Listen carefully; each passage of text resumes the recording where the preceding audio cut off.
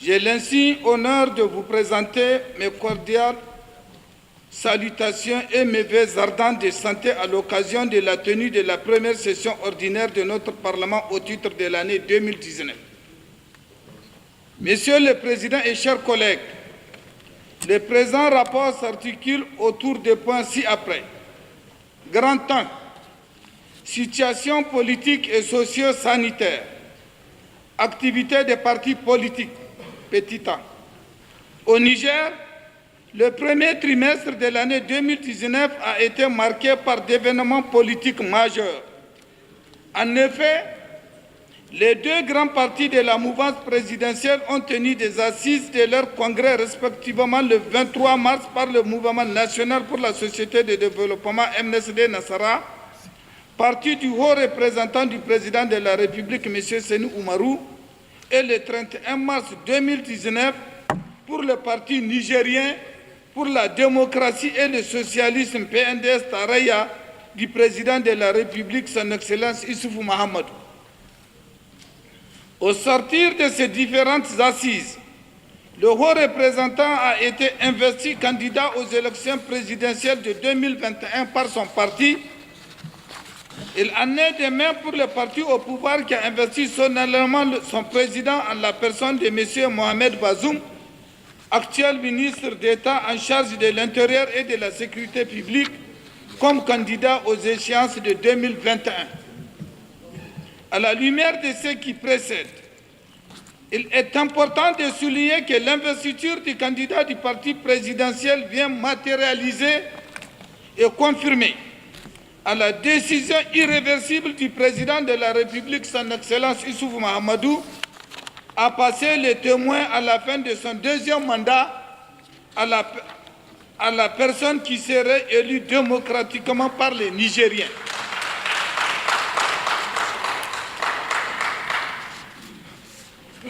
Petit b. Le Conseil national du dialogue politique. Le Conseil national du dialogue politique est un organe créé en 2004 et a pour mission principale la prévention et la gestion de conflits politiques au Niger. Il est composé de tous les partis politiques légalement reconnus et le gouvernement. En prélude aux élections de 2021, le CNDP a récemment mené des réflexions sur le système électoral nigérien.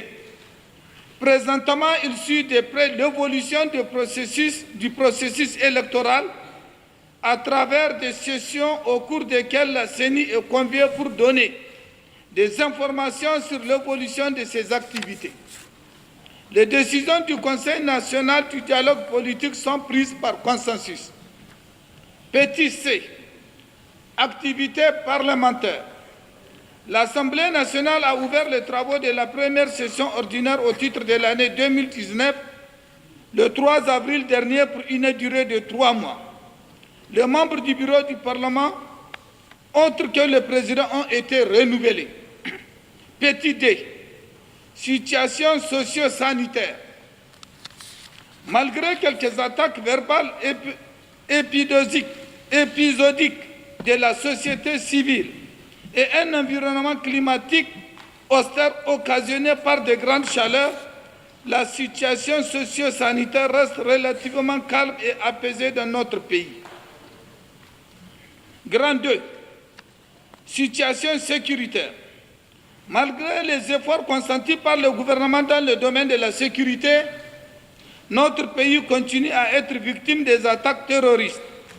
En effet, le président de la République, à l'occasion du bilan de ses 8 années au pouvoir, a déclaré que nos forces se battent sur beaucoup de fronts depuis la frontière avec le Burkina Faso jusqu'à la frontière libyenne, de la frontière avec le Mali jusqu'au bassin du lac Tchad. Fin de citation. Face à ces défis sécuritaires, le gouvernement continuera à fournir des efforts de recrutement, de formation et d'équipement pour renforcer des capacités de forces de défense et de sécurité. Il participera également à la matérialisation des capacités avec les pays voisins, aussi bien au niveau de la force mixte multinationale qui se battent contre Boko Haram qu'au niveau de la force du G5 Sahel. Toutefois, nonobstant toutes ces actions engagées, le Niger, pays sahélo-sahérien, reste convaincu que seule la restauration de l'État libyen dans toute sa diversité permettra d'améliorer la sécurité sur l'ensemble de la région. Grand 3. État de mise en œuvre des textes communautaires. Le Niger reste engagé pour la réalisation d'un espace communautaire intégré.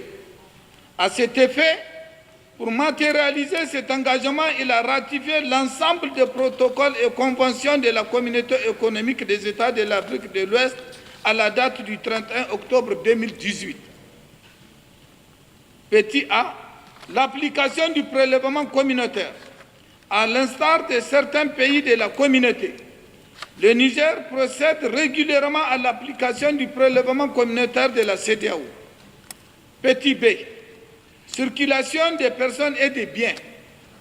En dépit des efforts déployés par le gouvernement successif, le passage aux frontières connaît de sérieuses entraves et les citoyens de la communauté sont soumis à des prélèvements illicites. Cette pratique, qui est commune à tous les États, mérite une attention soutenue.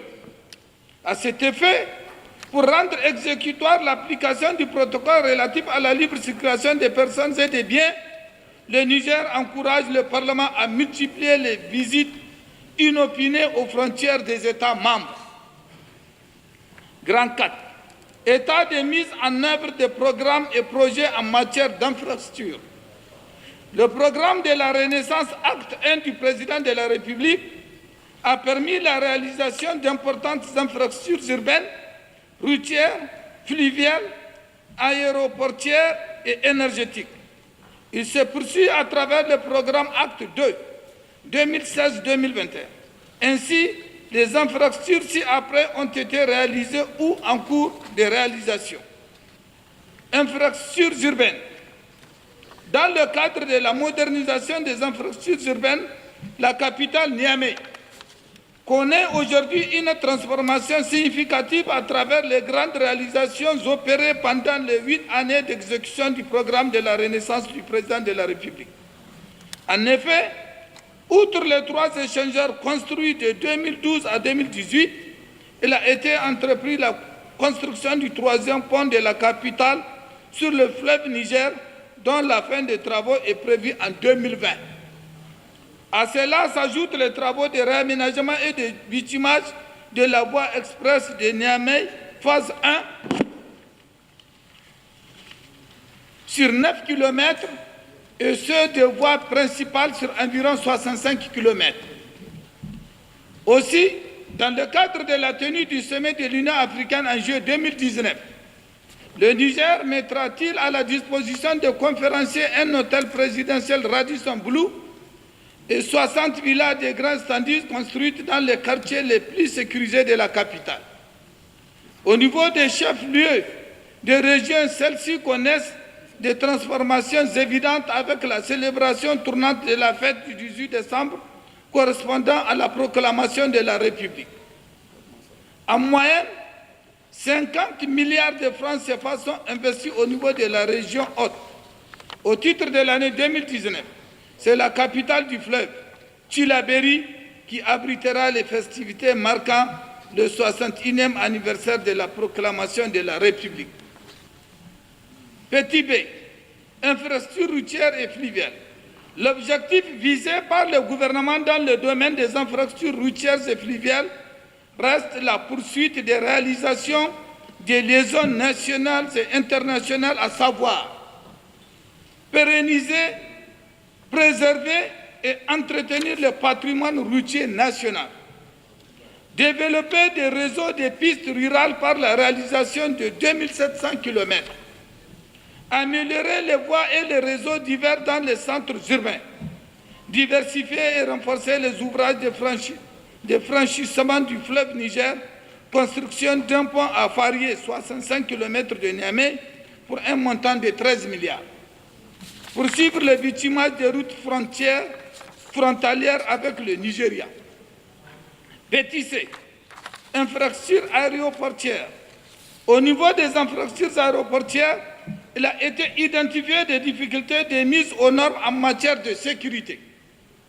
Face à ces défis majeurs, le gouvernement a décidé, dans le cadre du programme de la Renaissance Acte 2, de la réhabilitation de l'aéroport international d'Ori-Hamani pour un coût de 101 milliards de francs et dont la fin des travaux est prévue en juin 2019. Dans le même cadre, il a été aménagé et réhabilité les aéroports de Zender à l'est du pays, Tawa au centre nord, Maradi au centre sud et la construction d'un nouvel aéroport à Tillabéri, région du fleuve. Il est important de souligner que l'aéroport de Zender a été réhabilité dans le cadre du programme marquant la fête tournante du 18 décembre. Ainsi, la réhabilitation et la restauration de cet aéroport a permis à l'Agence pour la sécurité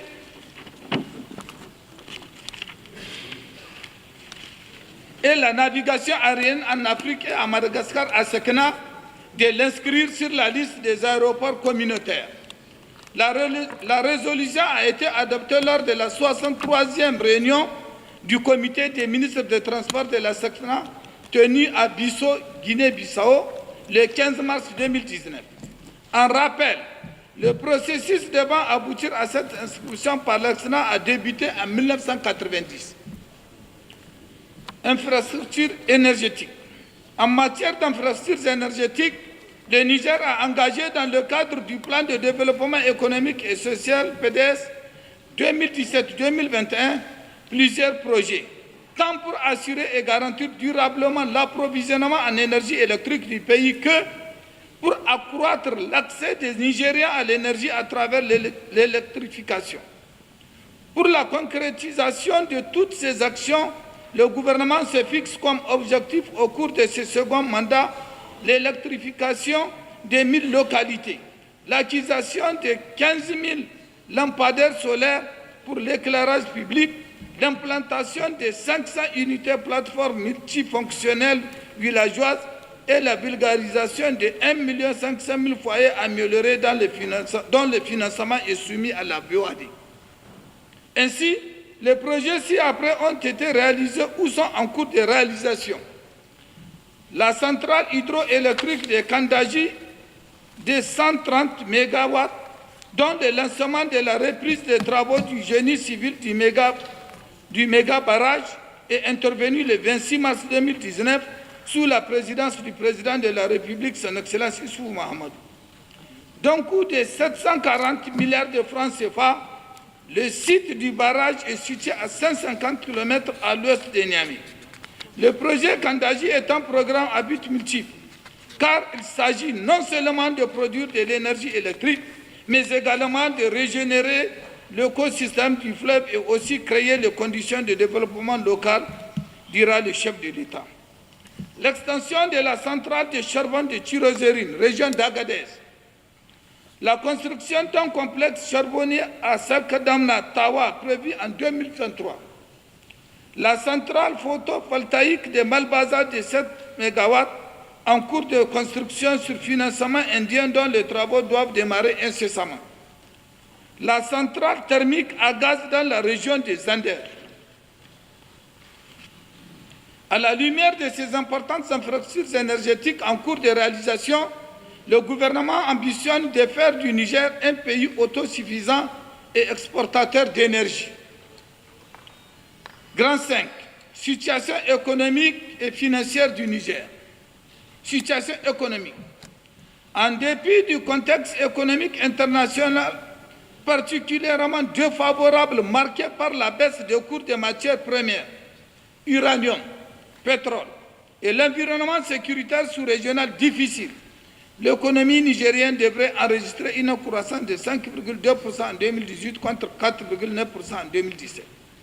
Cette accélération de la croissance serait imputable aux secteurs primaires et tertiaires qui ont bénéficié d'une intensification des dépenses publiques consacrées aux cultures irriguées dans le cadre de l'initiative 3N et les projets structurants du développement rural appuyés par le Millennium Challenge Corporation.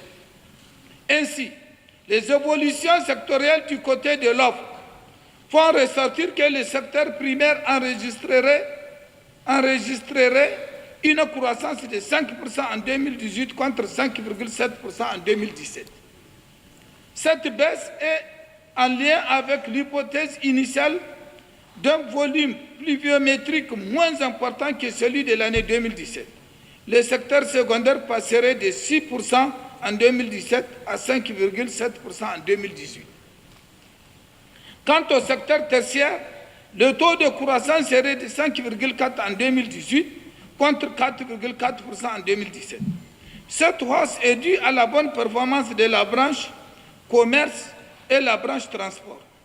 Concernant les volets de demande, la consommation finale augmenterait de 4,5% en 2018. Hausse consommation finale des ménages et celle des administrations publiques. Quant aux investissements, ils progresseraient de 11,7% en 2018 contre 2,4% en 2017. Cette progression se justifie par la combinaison de l'investissement privé et l'investissement public respectivement de 9,5% et 32%. Les exportations, quant à elles, passeraient de 4,9% en 2018 alors qu'elles étaient de 4,1% en 2017. Concernant les importations des biens et des services, elles afficheraient une croissance de 2,9% en 2018 contre 2,1% en 2017. Petit b, situation des finances publiques. Sur le plan des finances publiques, le déficit global s'est réduit de 5,1% du PIB en 2017 contre 6,1% en 2016. En 2018, le déficit s'établirait à 6,4% du PIB. Au total, l'année 2018 a été marquée par l'intensification de la mise en œuvre des réformes économiques et financières, avec particulièrement le début de la mise en œuvre du budget programme et la poursuite du PDS 2017-2021. Ainsi, les efforts du gouvernement seront poursuivis pour l'amélioration de la gestion des finances publiques à travers la mobilisation des ressources internes et le respect des critères de convergence. Grand 6. Critères de convergence. L'état de la convergence se présente comme suit. Critères de premier rang. Le ratio du solde budgétaire global, donc compris, rapporté au PIB nominal, s'est établi à moins 5,1% en 2017 contre moins 6,1% en 2016. En 2018, il serait de moins 6,4%, la norme est de moins 3%. Le taux d'inflation en moyenne annuelle est ressorti à 2,4% contre 0,2% en 2016. En 2018, ces critères risquent de ne pas être respectés. La norme est de 3%. Le ratio de l'encours de la dette intérieure et extérieure rapporté au PIB s'est établi à 42% en 2017 contre 39,8% en 2016. En 2018, il serait de 44,8%, la norme est de 70%. Critère de second rang. Le ratio de la masse salariale sur les recettes fiscales s'est situé à 43,5% en 2017 contre 43,7% en 2016.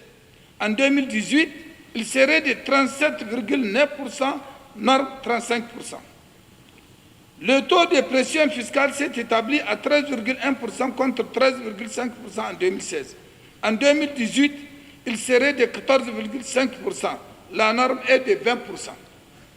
En conclusion, malgré les perspectives heureuses liées à l'exploitation du pétrole brut à partir de 2022, qui compenserait la mauvaise performance attendue de la production de l'uranium, la réalisation des objectifs contenus dans le programme pluriannuel 2019-2023 ne permettrait pas à l'économie nigérienne d'être conforme au pacte de convergence, d'où les mesures suivantes envisagées par le gouvernement, à savoir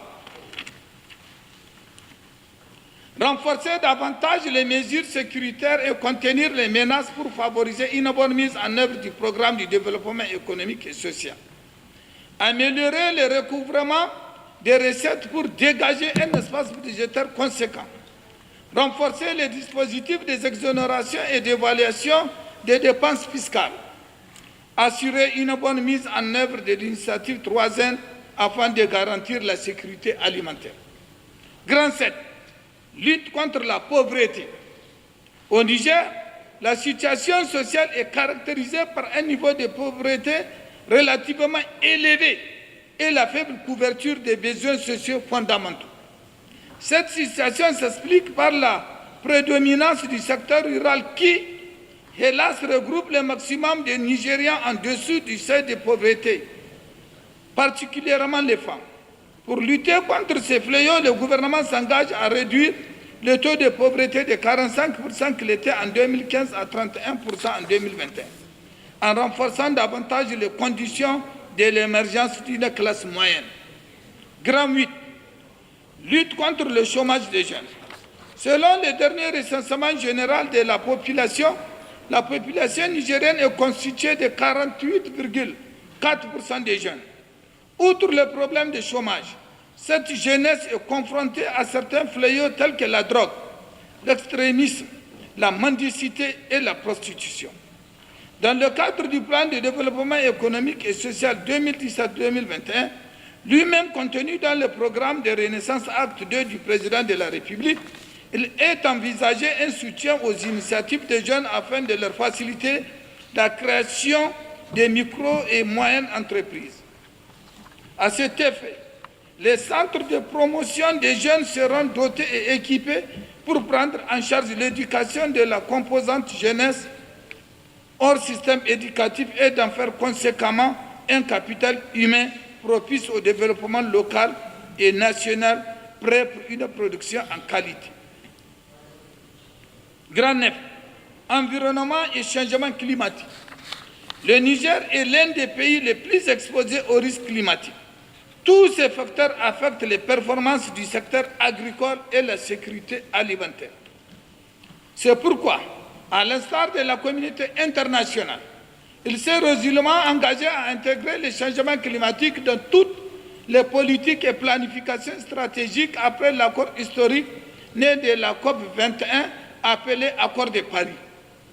Les principales avancées du Niger en matière de changement climatique post-accord de Paris sont l'adhésion du Niger à l'accord de Paris en décembre 2015, la dotation du Niger d'une contribution déterminée au niveau national, la signature de l'accord de Paris en 2016 à Niort, la ratification de la signature de l'accord en novembre 2016, l'élaboration de dossiers de projets 10 à soumettre au Fonds vert climat, l'élaboration de la stratégie nationale d'apprentissage au changement climatique, l'élaboration du projet d'élaboration du plan national d'adoption, la validation de la note conceptuelle du projet de résilience climatique porté par le Programme alimentaire mondial PAM à soumettre au Fonds vert climat, la validation de la note conceptuelle du projet Grande Muraille verte porté par la FAO à soumettre au Fonds vert climat, la participation du Niger aux différents événements climatiques mondiaux, COP 21, COP 23, et les différentes rencontres intermédiaires y relatives, l'accréditation de la Banque agricole du Niger au Fonds d'adaptation. Monsieur le Président, honorables collègues, le Niger, pays sahélo-sahélien par excellence, reste convaincu que la réalisation d'une CEDEAO des peuples passe nécessairement par une intégration monétaire régionale. À cet égard, la délégation du Niger invite les députés de la communauté à s'engager résolument aux côtés de leurs gouvernements respectifs afin de faire du projet de la monnaie unique de la CEDEAO une réalité à l'horizon 2020. Je vous remercie de votre attention. Thank you. Obrigado.